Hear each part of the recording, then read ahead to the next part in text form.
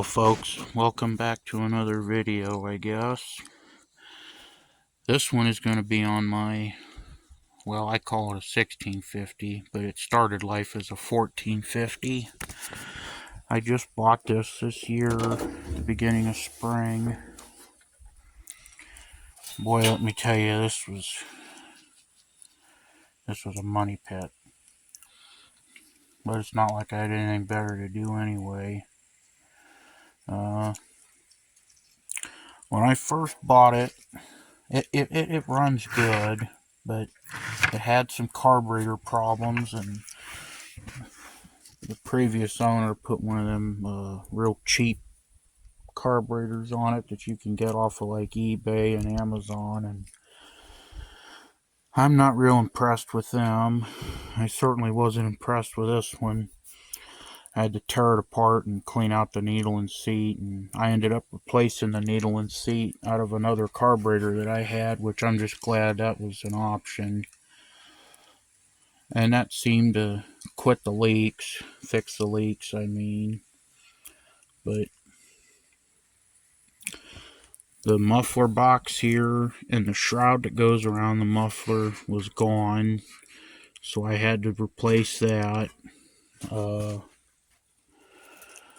The shut-off valve leaked, so I had to replace that. I did the springtime service on it before I really started using it, and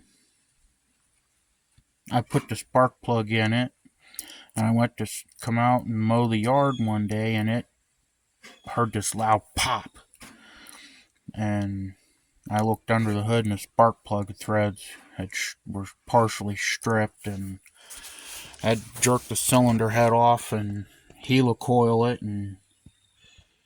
but I haven't had any problems with it since. I've had the spark plug out a couple times afterwards, and that's at least a permanent fix. Now let's get to the rear end. On a gear drive, I've owned a couple of gear drives, and I haven't had any problems with the rear ends except for clutches. But clutches are fairly easy to rebuild. And I'm not saying that these rear ends are bad, because they're not. I like these. But let's see, what did I have to do? I had to replace the springs on the governor arm on the side of the hydraulic pump. And I had to do the keyway trick to get it within the measurements again. I'll put a link in the description for this video and where you can go to get help with that if you need it. But it does involve a little bit of welding. So if you're not real comfortable with welding, you can take it somewhere and have that done, or if you've got a buddy that can weld, it requires welding to fix that. Put a new hydrostatic fan in it, and one of the relief valves was leaking, so I have spare Cub parts. I'll take you to the Cub parts shop one day. We'll venture around up there and I'll show you everything I got.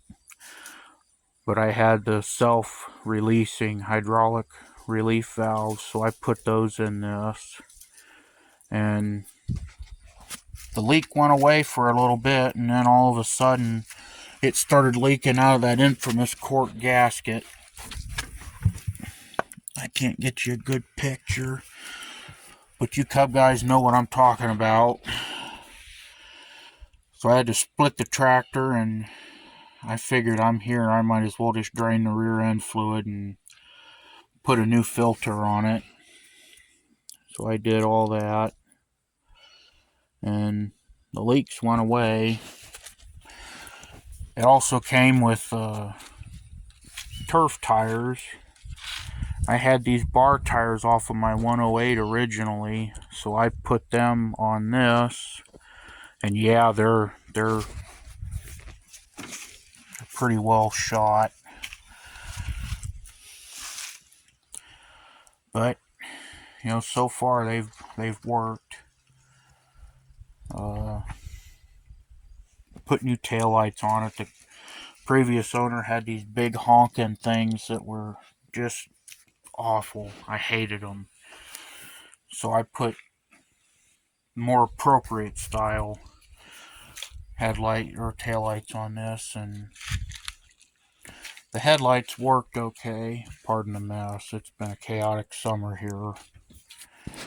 Haven't had a chance to clean up yet. So my plans for this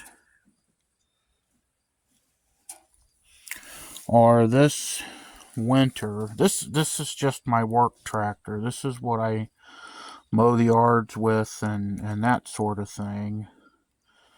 The 108 is, well, it's kind of my baby, so I do baby it.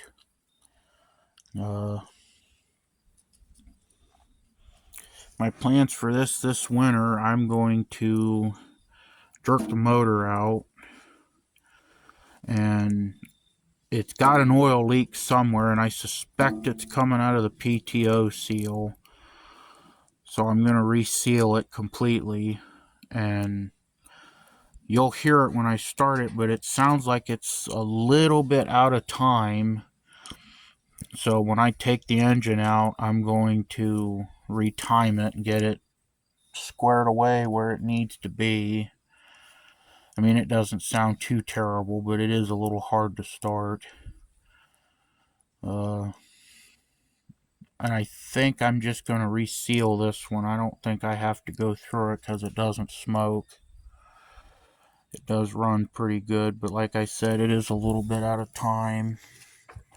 I'd like to pick up a Bosch Blue Coil, and while I'm here, I'm going to do the motor mounts because those are known for going bad on these.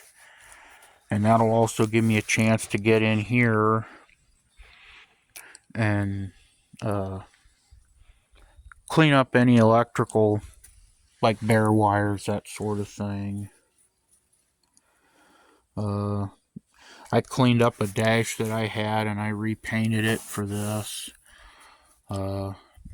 I'm not going to shoot the yellow except for this. That's a little crappy, so I'm going to reshoot that. But I am going to redo the white, and I'm not going to use Cub White like I am on the 108 and another mystery project that I got coming up. But I do want to reshoot this and make it look nice. Even though it's just a worker, I do want it to look nice. Because we spend an awful lot of money on this stuff. And I don't care whether it's Cub or John Deere or Wheel Horse or whatever your flavor is. These are expensive. So I want it to look as nice as it can. So this is cold. I haven't started it yet. Let me see how much oil we got in it. Yeah, we got plenty of oil. So let's go ahead and fire this pig up if it'll start.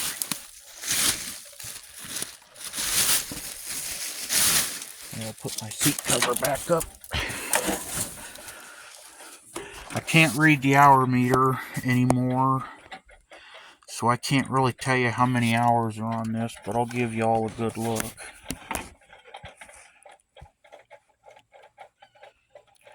Maybe some of you can tell me. I put this aftermarket, well, it's not aftermarket, it's from a later Cub. I put this in there. But yeah, let's go ahead and fire it up.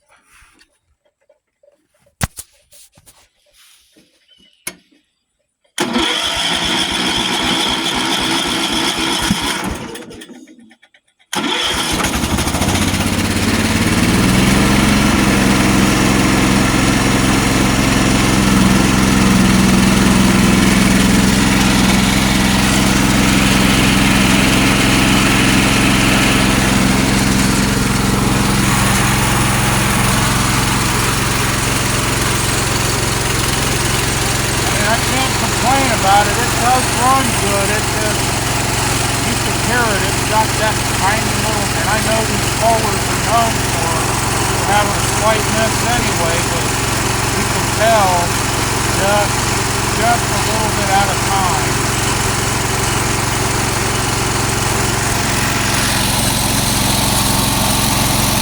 This also has the ported hydraulic pump.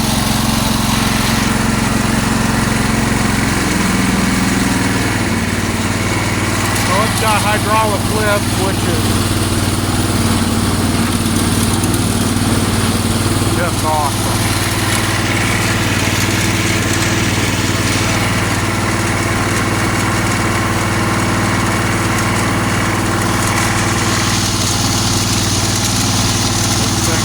Good.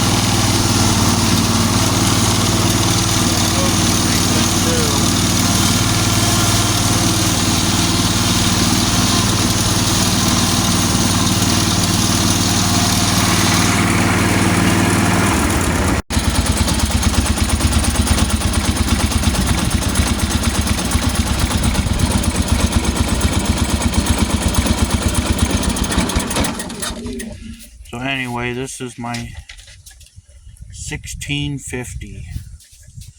More projects are coming up. Thanks for watching.